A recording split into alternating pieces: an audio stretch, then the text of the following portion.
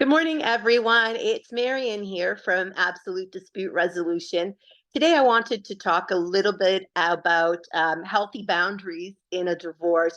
Boundaries are so important while you're going through the separation process, as well as the divorce and after your divorce.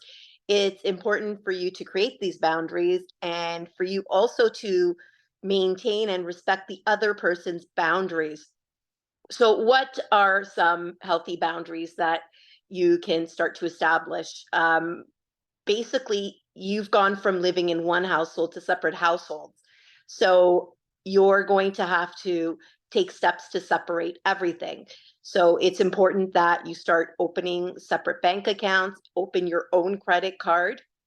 Um, you should also clearly specify access to the kids, setting up good co-parenting guidelines, respecting the other person's living space, not just showing up at their home unannounced.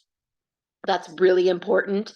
Also agree on communication rules. Are you going to be texting, calling, emailing? Are you going to be using a parenting app?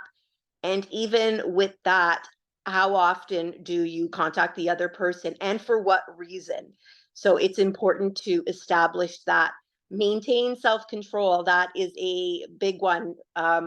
You have to remember you're now two separate families and you have to maintain your own self control, not to go into the other person's space and violate their boundaries. So that's really important. Um, it's also important to admit your part in the divorce. There's always two sides to the story, and sometimes we don't want to admit when we're wrong or what our part was in the situation. So I think that's really important.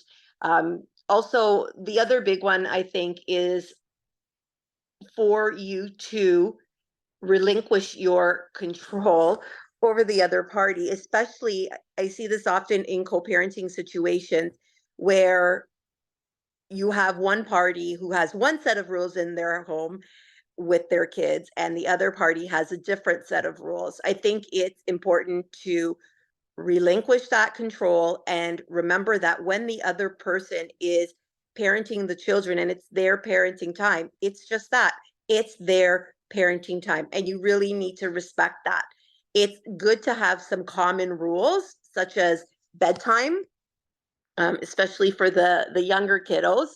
But I think it's really important to remember that when the other parent has parenting time, they should be allowed to do what they wish.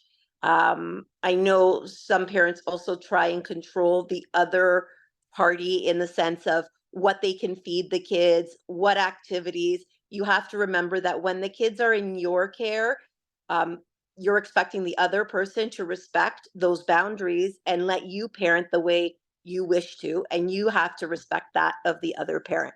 I hope some of these tips were helpful. Have a great day, everyone.